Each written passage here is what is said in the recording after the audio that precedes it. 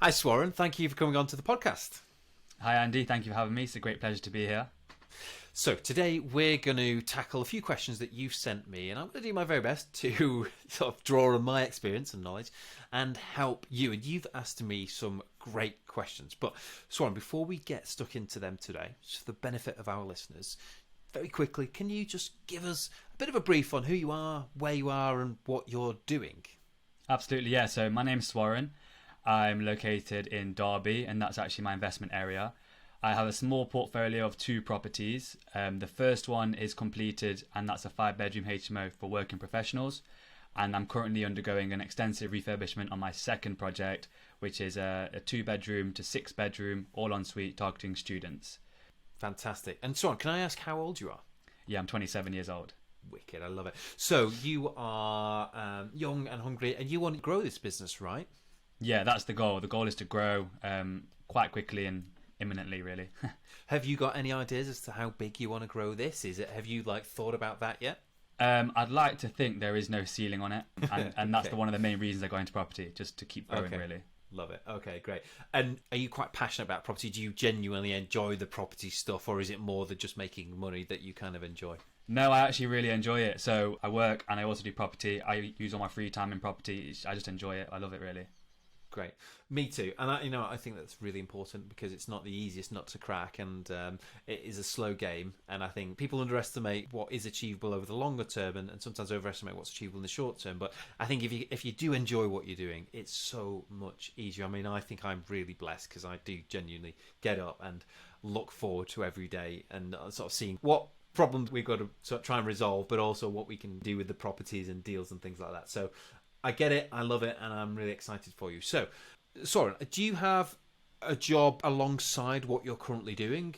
Is that something that you've got to give a certain amount of time to every week? Yeah, so currently I'm working a typical 9 to 5 role. So between the hours of 9 and 5, essentially, I am in that position. Obviously, during my lunch breaks, I do make calls to tradesmen, letting agents, you name it. I try and get it in that half an hour time period. A few long toilet breaks, etc. But yeah, essentially 9 to 5 is work, and then outside of 5 o'clock, it's just all property, really. Okay, love it. I remember doing exactly the same when I was a physio, and I used to run clinics, and I would have appointments every 20 minutes, patient after patient after patient. And I remember just trying to find 2 minutes here and there just to call my solicitor back and get this done and that done. I'm glad I don't have to do it anymore, but let's see if we can kind of help you out of your job and into your business full time, because that is your big goal, isn't it? So Yeah. what I'm going to do, just for the benefit of our listeners, I'm going to just sort of briefly sort of recap the questions that you've sent over to me, so everybody knows what we're going to plan to tackle in today's episode. So you sent 3 great questions over. The first question that Swarren has asked is, I've got a lot of deals that I've analysed and I'd like to move forwards with them, but in light of this, had to explore the possibility of onboarding some private finance. So I've got 3 potential investors. One is looking at a JV, another is interested in getting an actual return on their investment, so I guess an interest sort of based return, and the third potential investor has requested an earn and learn type of model. How do I structure these deals, and what legal documents or considerations do I need to implement to ensure that they're satisfied with the outcome? Great question. I'm looking forward to getting into that. The second question Swan has asked is, when I am able to onboard an investor for a particular project, what are my options if the investor is adamant that they want their money back early? How can these situations be handled, and have you experienced this before? Good question. And finally, a third question Swan has asked, I am working on 2 and 3 bed properties and converting them into 5 and 6 bed HMOs. I've got a strong desire to move into larger projects and developments. What are your thoughts behind converting a large building into a 10 or 12 bed HMO versus 4 or 5 flats? How do you differentiate which is the best way to go? Juicy. Really good. So let's do this one. Really looking forward to getting into this. So your first question then. You've got these 3 investors and they all want something slightly different. So first of all, hats off to you for getting yourself into a position where you're having conversations with 3 investors. That in itself isn't easy, and I think actually you should take a lot from that and give yourself a good pat on the back. Now, it's really important, and in my experience, I think it's really, really, really fundamental to the process of raising finance and actually developing good relationships with investors to be super clear on what you want. So have you actually thought about this, Swarren? Like, what if I said to you, if I was sort of sitting opposite you about the prospect of investing with you, and I said, well, Swarren, what do you want from all of this? What is the answer to that question? I think from a personal standpoint, it would be to allow me to develop a large portfolio of properties. So Okay. I have the money that I'm currently investing, but then with additional funds would allow me to maybe do more projects or do larger projects. So that's what I'd be using the investor funds for, to be able to put myself in a position of power to be able to purchase more. Okay. And with the sorts of deals that you're doing, how would it be best to utilise my funding? Obviously, we could do a JV, we could do an earn and learn. I could just give it you, and you could take it on an interest rate basis. What would work best for you? What's the ticket price? What are we thinking about? What do you need? And over what sort of term are you thinking? And I'm asking you these sorts of questions because actually, it's not a test, and I'm not trying to role play anything. I'm actually trying to genuinely understand what Swarren actually wants. What's going to work best? Because that is the key to basically figuring out what we need to sort of be putting out there to our investors, and essentially, that's how we're going to answer this question. So, what do you think the answer to that is, Swarren? Yeah, it's an interesting question. I mean, for me personally, I think the length of term would likely be 12 months because generally that's how long my first project took from the purchase time to getting the money back out refinancing. So I'd like to think 12 months. Obviously, that was my first project, which took a bit of time, so maybe I could be a bit faster with more knowledge. So I would say 12 months, generally speaking. In terms of amount, I'm really looking at the deposit and then obviously a bridge, and then the refurb cost. That would be perfect because then it's a whole project funded by the investor. But then it depends because again, you can have multiple investors in one particular deal, so it's difficult to really say. But ideally, one per investor, one project, I guess would be the easiest way. Okay. Would it not be more ideal to have all of the money from one investor to buy it and do your refurb as opposed to having to bring a bank in? Yeah, but then I guess you're asking for a lot of money. so Okay. so I guess it's coming up with being able to say I need X amount, and yeah, them having it essentially, because that's another conversation. It is. So I guess there is definitely an element of experience that brings confidence with this sort of thing. So I've raised a lot of money over the years, millions and millions of pounds. And what I've found over the years is that actually prospective investors often respond best to real kind of clarity on what we, as the delivery partner, want.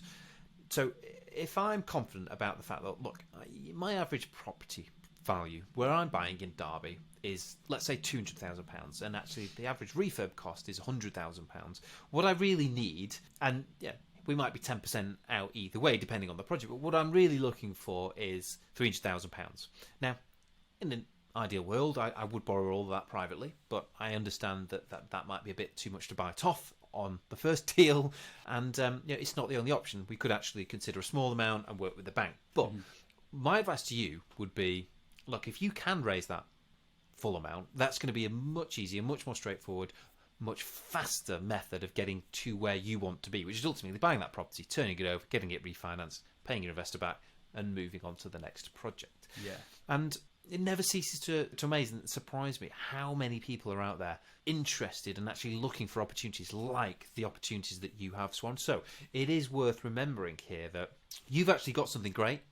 It's not all about you. Yes, it can feel a bit selfish, I get that, but it's actually not all about you. You are able to offer somebody else something really good, and if they've got an interest in property, and perhaps they've got an interest in Derby, and perhaps they've got an interest in you and want to see you do well and succeed, that's a really exciting opportunity for them, potentially much more exciting than putting it in stocks and shares or leaving it in their pension. So I think it's really important to understand that. But for you need to be going into these conversations with that sort of clarity. Now, You're not closing the door on 50,000 or 100,000 tickets. You're not saying it's a 300,000 or nothing, but you are saying, look, that's really what I'm after here. But let's talk about it. And in that process, you can turn over a few stones and you can explore with potential investors what is going to work with them. And every investor is a little bit different. They've always got their own risk appetite, their own profile of investment, their own timelines and preferences, and they all want different things. But that gives you the flexibility to sort of go in with what you want and go in with your agenda, but be open-minded about what you are happy to come out with. And as long as you're kind of setting the framework and getting them to sort of fit somewhere within that, that's great. The risk is if you don't have that sort of clarity, you end up talking to a lot of investors, you end up talking to I hate to say it, but lots of tire kickers. People who either don't really have the guts for it or people who don't really have the pockets for it. Yeah. And actually, you're busy. You've got a job to run. You've got a business to run. You've got projects to run. So you want to make sure that when you are having these conversations, you're having the conversations with the right people, and you want to be several steps down the road already. If you've already set that expectation about this is what we do and this is what we want, that makes the next step much easier. If you don't, you're likely to find investors want to come in at slightly smaller ticket values and let you kind of sweat and work yourself to the bone to fill in the other bit and actually bridge the rest. And actually, that's where it starts to get expensive. It gets very time consuming. It gets really, really stressful. So that's the first bit of advice I would give you on this one. Let me ask you about the JV and the earn and learn then. Two quite different strategies, and with a third one, there's just a fixed interest rate. Three very different methods of raising private finance. Do either of those actually appeal to you? Does a JV genuinely appeal to you? Does doing an earn and learn and giving up that time to teach somebody? Do you feel like you've even got the confidence yet to do that sort of stuff? I mean, where are you at with this sort of thing? What do you think and feel? Yeah, so I think the preferred option would definitely be the return on their investment. They kind of put the capital in my hands, I invest it, and then they leave me to it, almost kind of thing, and I update them when if they need it. A joint venture is something, I guess, similar, but it's all about you're sharing the profits. So it seems like that they're getting a much more bigger piece of the pie, and obviously you have to negotiate what it is each person's doing. So it's a lot more to consider, I feel. There's a lot more to consider. And actually, it's not just the profits that you're sharing. You're actually sharing all the problems. You're sharing all of the risks. You're sharing everything that could possibly happen down the line. A JV is a marriage. It's a financial marriage. Yeah. And at your age, just getting started, what you want to be really careful of is not, it's difficult to get married twice or three times. It's much easier to get married once and have a relationship that you can grow and have children from, and blossoms and grows. And what I'm saying is, when and if the time is right to JV, you want that partner to be the perfect partner. Yeah. What you don't want to do is rush into a relationship now because you're sort of making do. You know what I mean? Yeah. And I think people do make this mistake. I think they do rush out and jump into JVs because it's a bit easier, because investors find that option sometimes a little bit more attractive, but actually you as the delivery partner don't really think about what that actually means. And I know for one that I don't want to have lots of these marriages. I don't want to have lots of these JVs where I'm on the hook and have to do all these board meetings and do all these joint applications for finance for the rest of my life and think about what happens if their circumstances change. That for me is an uncomfortable place to be. One or two great JVs, absolutely, and I'm definitely not trying to undermine the value of a good JV. I mean, I've got some fantastic ones, but if you can raise private finance just on a fixed interest basis, gives you the flexibility to go in deals, do your thing, get out, move on to the next one. For me, with your goals in mind and the stuff that you've sort of told us already, I think that's definitely where you want to be. And actually, I guess to summarise my answer to this question, it's really for you to decide. And I think the tough bit when you're just getting started and you've got these options is actually saying, thanks very much, but no thanks. Mm-hmm. This is what I want to do. And actually, I think the best examples I've seen, not just in property, but in business, it is when people redirect that conversation. I mean, what do you think? Does that make sense? Do you think that kind of helps simplify this? Yeah, it makes complete sense. It does make sense to me, and it resonates with my goals and what I want to do. So yeah, thanks for that. Okay. I mean, I would set yourself some big targets with this. I like to set a fundraising objective. Let's say you want to do 3 projects this year, work out what that's all going to cost, work out what you think is realistic given your network and the investor caliber that you're working with, and set yourself a fundraising target. And then the next step is actually to go out and do it, but also to increase the size of your net. Cast that net a little bit wider, cast a bigger net, and bring more investors on board. But once you've done it, actually you realise it's not that complicated. And I think we're going to get on now to actually talking about some of the nitty-gritty of it. So shall we move on to your second question? Yeah. When I'm able to onboard an investor for a particular project, what are my options if the investor is adamant they want their money back? And how can these situations be handled, and have I experienced them before? So I don't think that I have actually personally experienced an investor wanting to get their money back a little bit earlier.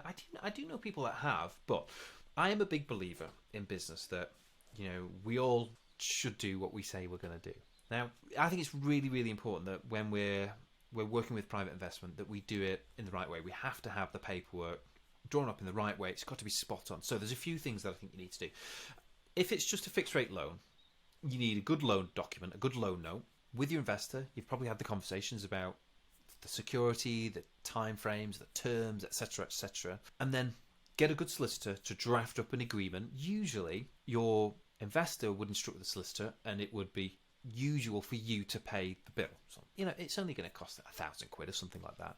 And actually, that investor can mediate between the two of you, make sure you've got a good agreement. It's really transparent, and they can help highlight certain things. And it could be something simple like, you guys haven't thought about what might happen if somebody got unwell in the middle of the project. Actually, what happens to that loan? Under what terms can that loan be redeemed? What happens if actually the project overruns? Does it revert to like a slightly higher rate for a period of time? Like, there's nitty-gritty detail like that, but solicitors are really good at helping you kind of understand that sort of thing. So that bit's really key. And what that loan agreement does is it sets out the terms and conditions of all of this, including whether or not someone can just ask or expect their money back earlier. So what I would say is, avoiding this ever happening is actually something that you want to do through the process of due diligence before you actually sit down and agree to do any work together.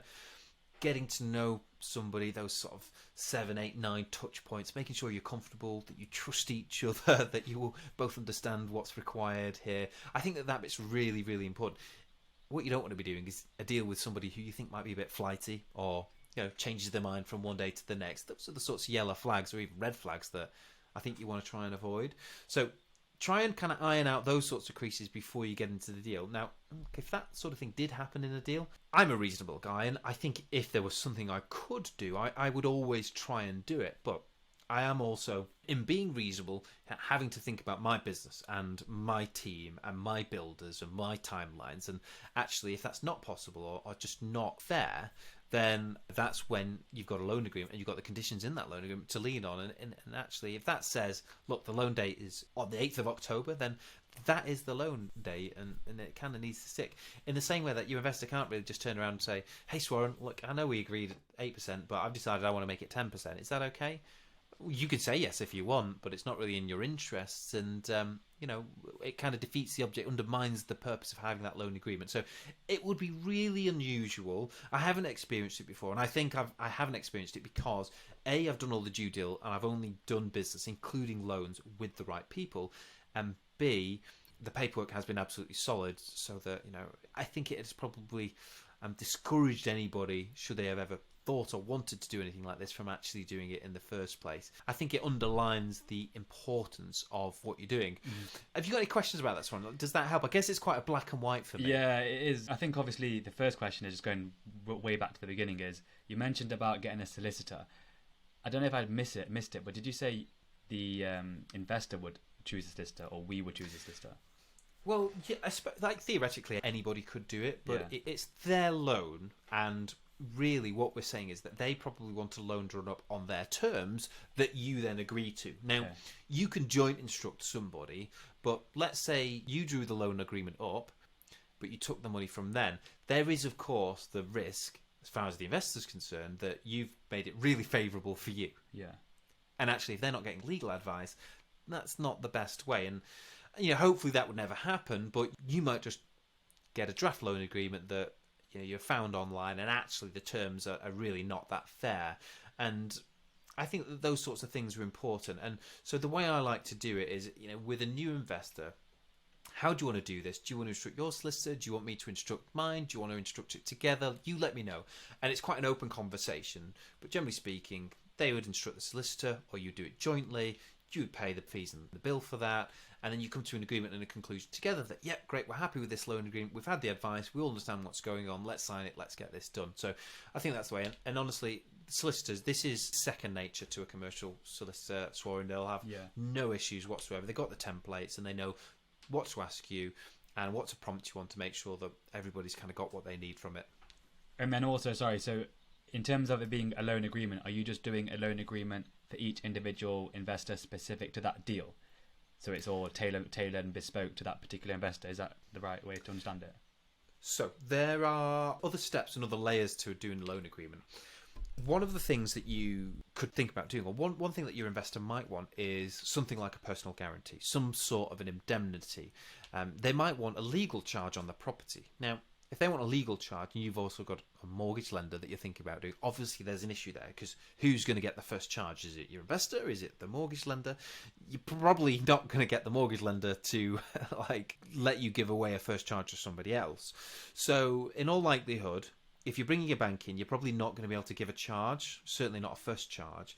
And that might mean offering a personal guarantee, which is, again, pretty standard, but you really do need to understand what that actually means. There are other things like debentures on your company and things like that. So these are extra layers that you can add onto your loan agreement. And that, to some extent, does link it then to a property. Certainly if there's a charge or if there's a debenture and that company just owns one asset, there is a link. There may even just be reference in the loan note as to what you're planning to do with it. So Swarren is proposing to take this money to invest in this property at said address and to do this with. That would not be unusual either. But I guess something like a charge, that is more specifically linked to that property. That actual address, and your solicitor, they will apply the charge through the land registry, so it's quite a formal process. But let's say you just had a friend or family member that said, "Hey Swarren, look, I'm happy to lend you 100 grand." You could theoretically just take that loan personally in your personal name, without any kind of reference to what you're going to do with it. They might be happy that you might put a bit into this refurb and use a bit to buy the next project like that. They're okay with your plans. They get it. They kind of know you. They trust you. So that would be okay as well. And then you can decide where you actually put that money from there on. So that's definitely an option for you. But I would be guided by your investor. If it's a friend, a family member, they might be a bit more like that. Quite happy to give you that sort of flexibility. If it's more of a sophisticated investor, like somebody who's quite savvy and somebody who wants a bit more security, they might want to ensure that they've got that link to the property, they've got a charge on the property, or that you're doing giving something like a personal guarantee on it. Yeah. So it can be a bit more complicated, but it's still, I wouldn't say complicated in any way. Once you've done it, one piece of cake. And again, a good solicitor who knows this stuff, they'll have everything you could possibly need to do this sort of stuff dead easy for them. And like I said, bread and butter stuff. Fantastic, yeah. Okay, does that help? Does that give you the confidence? I mean, I guess I would suggest you just stick with raising private finance on a fixed rate basis. Yeah. And if you can do it with friends and family members and you don't have to give up anything like a personal guarantee or a charge, that's the absolute preference. Get a legal agreement or a loan drawn up by a solicitor. If you're working with a more sophisticated investor, get an agreement up. It's okay if you to give a PG or some sort of a charge. But I would steer away at the minute from JVs and an earn and learn type of agreement and see how far you can get with just fixed rate finance. Because that for me is absolutely the best, easiest, most flexible, fastest way to get where you want to get. All right, cool. Shall we move on to question 3 then? So, Swarren said, I'm working on 2 and 3 bed properties and I'm converting them into 5 bed HMOs. Great. I've got a strong desire to move into larger projects and developments. What are your thoughts behind the process of converting a large building to a 10 or 12 bed HMO versus 4 or 5 flats? How do you differentiate which is the best way to go? So I love this question. I think it's a great question. But the answer to this is very, very personal. So I can give you some thoughts on and some things to go away and think about. But I suppose what I probably can't do is tell you what you should definitely do or avoid doing. So let me ask you first one. Why do you want to do bigger projects? Why have you got that desire? Well, obviously, for me, with the different property strategies, I picked HMOs because of their a high cash flowing asset, right? So in terms of getting a larger deal, it's only extending that amount of cash flow that I'll achieve per month. So rather than doing multiple projects in one go, say 3 or 4 of these small HMOs, why not do a couple of larger ones, focusing my attention on them more specifically? And essentially, if you've got the team around you to support the extra demand, then you should be able to produce them to a high standard, as is my ambition. So that's kind of the reason why I think I have the capability to manage those kind of projects, and it just seems a little bit more efficient. So basically, it takes a similar amount of time to do a 5 and a 6 bed as it does to do a 10 or 12 bed. It just requires a bit more in the way of resources, but at the end, the pot of gold is bigger at the end of the rainbow. Get it? Great. What about the management element? Have you thought about that? Have you thought about what it means to actually have and hold and keep a 10 or an 11 or a 12 bed HMO? Well, at the minute, currently, I'm using a fantastic letting agent. So It was never my ambition to get into property to manage tenants. Mine neither. Mine neither. Maybe it might change down the line, but for now, it's definitely not something that I want to do. I just want to create a large portfolio, and I'm happy to let go of some of the income to a management agency that can do it on my behalf. So in terms of managing the larger tenants, larger amount of tenants, I would essentially just pass that on to outsourcing. Yeah. Great. Okay, good. These are the right answers. Great. Okay, cool. So what about skill and experience? Do you feel like that's something you're ready for now? Do you feel like sort of a bigger project, 10, 12, that's within your remit? You feel confident? You feel like you've got the experience to pull it off? Well, when you say right now, as in if I was to leave this house right now and go and start a project, probably not. But say I would like to think that within the next 12 months, I'll be in a position where I'm now moving towards 2 or 3, 4 in my own personal portfolio. Every day I'm expanding my network. Every day I'm networking on social media, growing my resources from social media, things like that. So I'm hopefully going to have a group of people that I can rely on should it be necessary. But also as well, I'll be using kind of teams that are more specific for this kind of project. So that will also help. So I do think within the next 12 months, I should be in a position where I feel confident enough to carry out these kind of projects. Great. Okay. I get it. And actually, I can resonate with a lot of that. So here's my thoughts on this stuff. I think for me, you're absolutely right. You know, HMO is all about the cash flow. And I think that it's really important that we don't kind of lose focus of that. We can often, as property investors, we can often want our cake and we want to eat it, and we think bigger projects, more tenants, more cash flow, and so on and so forth. And to an extent, there is a truth in that, but there are definitely some real considerations to it. Just a quick example, bigger HMOs, they require a lot more management. Now, it's all well and good if you've got a good manager, but if that good manager leaves the market, or whoever they've got in the agency is really good, but they move on somewhere else, that can all of a sudden become quite a problem.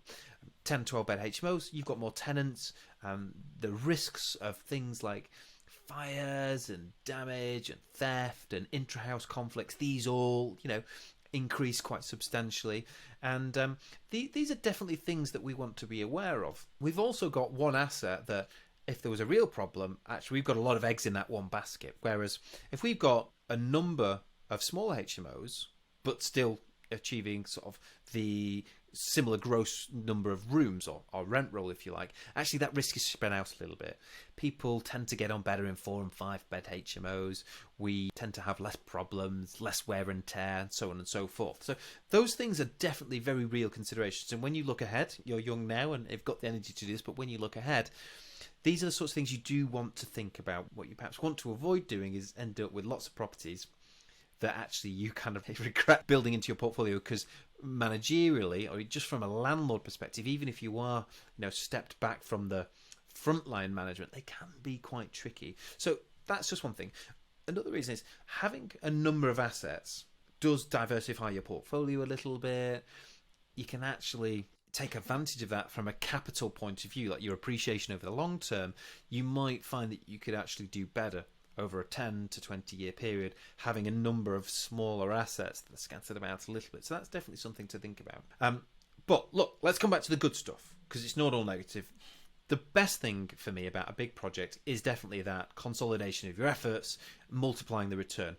Now, when I do big projects, there is more risk. You're putting more money down, you're spending more on the refurb. There's definitely more risk, and I want to be better rewarded for that risk. Not just sort of better rewarded relative to my 4 and 5 beds. So if I'm doing 10 beds, I don't want the return just to be twice as good, because that's sort of the same, right? It's the same as, yes, we've compressed the efforts. We've done one project as opposed to having to manage 2. But actually, I want to be better rewarded for taking that increased risk. And let me extrapolate it. So when we do our commercial to residential projects, factories and warehouses and things like that, there's a lot of risk in these buildings, and there's things like planning risks, which is obviously a consideration here once you're above 7 bedrooms.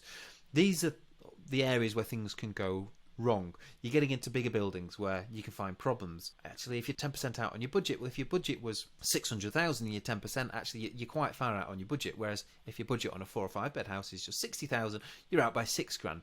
Again, these are really considerable risks. So at the end of this project, for all of this effort and work and risk, I actually want to significantly multiply or significantly increase what I'm getting out at the back end. So really what I want to try and do here is I want to create a really big amount of capital. I want to really force that value up. I want to try and get much more of my cash out of this deal than I would expect to on, let's say, a 4 or a 5 or a 6 bed HMO. I want all of my capital out, and then I can refinance it on the new equity that I've created, and then off I go. I can ride off into the sunset collecting my cash. So for me, the bigger projects have to be about more than just consolidating my time and efforts to get the similar relative reward. I actually want to significantly enhance the property's value. I want to significantly increase my ROI on the deal, and that's really why I do the bigger projects. So I would encourage you to really think about that. And then just to add on, I mean, is the plan to continue prioritizing cash flow, Swarren? Because I guess with these bigger buildings,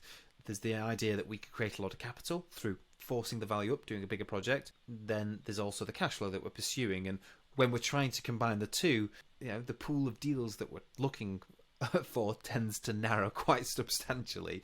So is that cash flow element the priority, or actually is it creating the equity that's become the priority?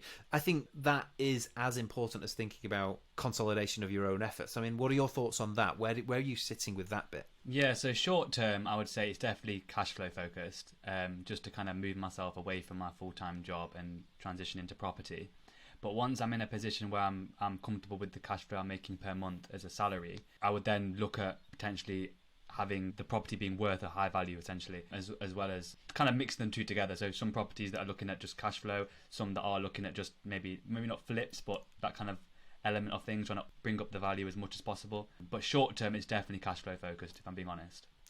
I mean, with that in mind, my gut for you would be to think about just sticking with the small HMOs for a while. Really earn your stripes. I mean, I did it for almost a decade before I really did much else. I did a few flips and things like that on the way, but I think when I bought my first sort of bigger project, I think I'd been doing it all for 12 years, and it's because it works. And if you do the simple stuff very well and you just rinse and repeat, actually you can get quite good at consolidating your efforts anyway, with the right teams, with the right systems, with the right processes. And actually you don't have to significantly increase your risk to try and achieve a similar thing. So I'd encourage you to really think about just sticking with this for the time being. I prefer 5 and 6 bed HMOs all day long. I'd take a 5 or 6 bed or 2 5 or 6 beds over a 10 to 12 bed any day of the week. And I guess that's probably driven by the emotional scarring I have of being a landlord and an agent for so many years.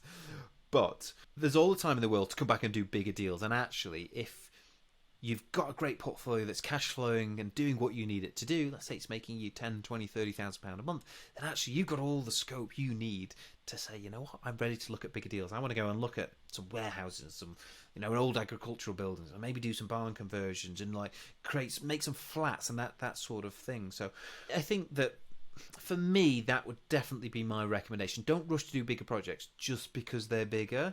If you're genuinely excited about the prospect of the challenges that brings, and you actually want to significantly increase value and add capital value, I think, yeah, definitely. But don't be too eager to contaminate the idea with bigger projects and more cash flow, by making them all HMOs, because actually there's a lot of fantastic deals out there, but if you said every single one of them had to ultimately be a HMO, you're going to really limit yourselves when it comes to planning and actually the projects that you can buy. So just something to bear in mind.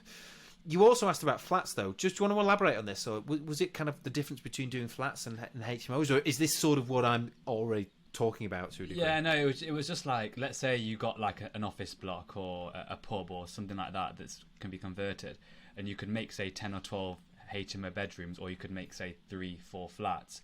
I was just trying to figure out in my own head, if I was to look at the two options, how do you differentiate between the two? Which one is the best route to go down, just to optimize and maximize the potential for the project? Got you. Okay, so this really depends on what you want to get out of the back end of it. So I guess this comes back around to what we were just discussing, which is, are you looking to create equity and add value, or are you looking to create cash flow? Because sometimes, you can have more cash flow and actually the asset's not going to be worth as much, or it could be worth more, but actually your cash flow is not going to be as good. I'll give you an example. We're just completing a couple of projects at the minute, 8 flats. it's a really valuable building. It'll be worth the best part of £2 million, but actually the cash flow's not that great when I compare it to what I could do with all of the equity that will be in there if I put it into HMOs.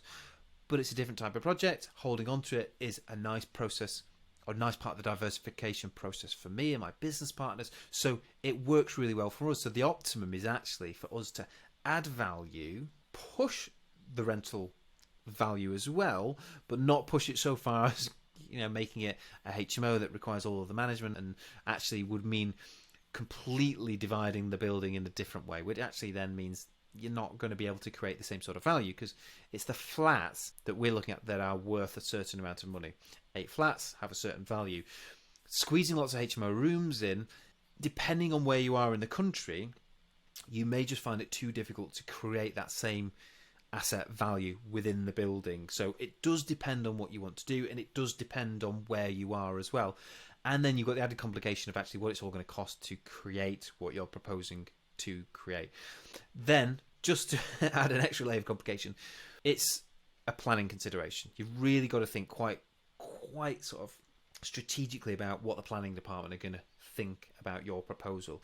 If you take, let's say, a building with some merit, like a building in a great location that actually has some community value, proposing to turn that into 20 HMO rooms might go down like a lead balloon, but actually the council might really get behind turning it into 6 flats, because there's young families, couples that need that sort of accommodation that's affordable at the first time buyer level. So politically, there are definitely some considerations in it as well. But what I would say is you need to be driven by what Swarren wants. So with my commercial to residential business, I and my business partners, we're super clear on why we're doing that. And with my HMO business, I'm super clear on why I'm doing that. And I'm actually doing them for 2 quite distinct reasons. I would recommend that you make sure that you have that similar thought process. You're strategically sort of approaching whatever it is that you're doing, and that will probably guide you to flats or HMO. Right, okay. Makes sense. Okay. Yeah. Swarren, has this been helpful today? Have I been able to answer your questions? Is there anything else that you want to ask me about, the stuff that we've been discussing today? No, it's been really helpful, actually. Quite eye-opening as well. And it's a good way to rationalise my thought process and have a way to think moving forward. So yeah, I'm really grateful for this opportunity. And actually, I wish I did have more questions, but I don't, which is a bit annoying. But yeah, no. But that's great. And look, I'm really excited for you, because you're clearly a really switched on guy. You're asking the right questions, and you're doing it at the right time as well, which is exciting. You're already talking to investors, so you obviously understand the importance that finance is going to play in this plan that you've got of growing this business. Finance is the key to everything. So I'm really, really excited to you, and I've got no doubt you're going to do really, really well if you just do this stuff. You just kind of buckle down, you really focus on it, and you're consistent with the action that you're taking. Of course, that's the key. It's actually getting out there and taking those actions. But you're on your 2nd project already. I'm sure it won't be long before we see your 3rd and 4th. And with that in mind, for me and our listeners, Swarren, how can we sort of keep an eye on what you're doing? Can we follow you? Can we contact you if anyone's out there that has been interested in what you're talking about, or maybe thinks, Swarren could be a great person to invest with? Where can we find you, and how can we contact you? Yeah, absolutely. So I'm most active on Instagram. So that's my tagline for that is the property pupil. And then on LinkedIn, I'm very active as well. That's under Swarren Samra, and same with Facebook, Swarren Samra again. They're the 3 main platforms I'm posting constantly about property and updating people about my journey and where I basically attracted the investors, current investors that I've got on my list. So yeah. Fantastic. Well, Swarren, thank you again so much for coming on the show, and I wish you the best of luck with building your business. Thank you very much, Andy. I appreciate it.